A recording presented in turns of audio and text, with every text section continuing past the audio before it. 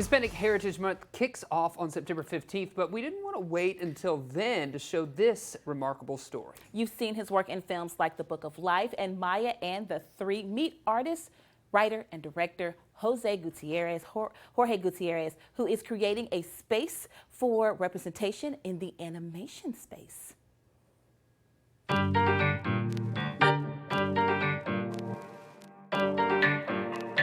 When I first started, I was rejected a lot. People would usually say, this subject matter, Book of Life, a movie about dying, this subject matter is too weird or too morose. In my head, I always thought, eventually they're gonna catch up and they're gonna realize all this stuff is incredibly universal. My name is Jorge Gutierrez, and I'm an artist, writer, and director.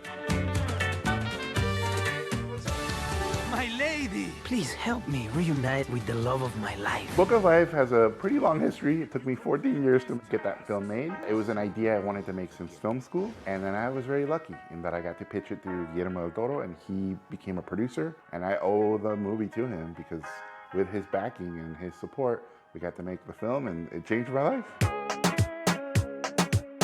To see a giant, building-sized billboard of our movie in my hometown I just cried like a baby. It was very overwhelming.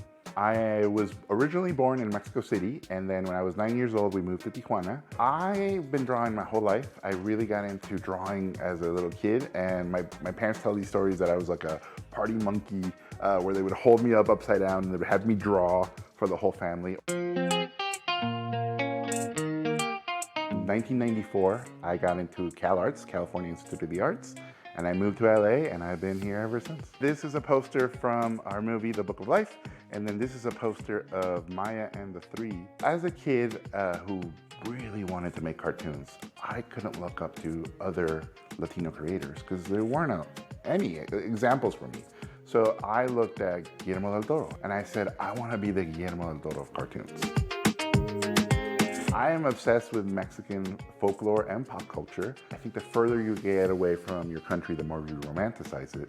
And so for me, being able to grab from this buffet of culture and showcase it to the world has been sort of my life mission. My wife, Sandra Kiwa, Emmy-winning Sandra Kiwa, is someone that I've been with since high school. We've always been together. We've always worked together. She designs all the female characters.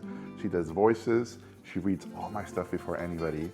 And I call her the muse. Maya and the Three is inspired by my wife, Sandra, when I met her. Maya is a teenage princess who's a rebel and goes on this crazy quest, and I feel like that's what happened to my wife. And early on, people were concerned, a female hero, Latin America, Mesoamerica, will that connect to the world?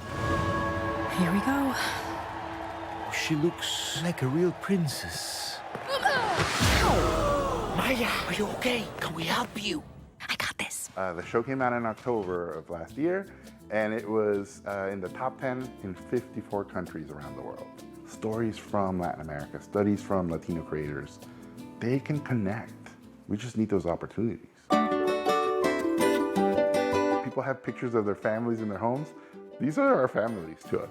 The biggest lesson I want to pass to my son, Luca, who's 13, is we come from a culture that's very strong. But do never, don't let the culture define you. You define the culture. Now that I've made enough stuff that I can inspire kids to go, if he could do it, maybe I can do it. Because if you don't see somebody that looks like you doing the things you want to do, it's a leap that's bigger.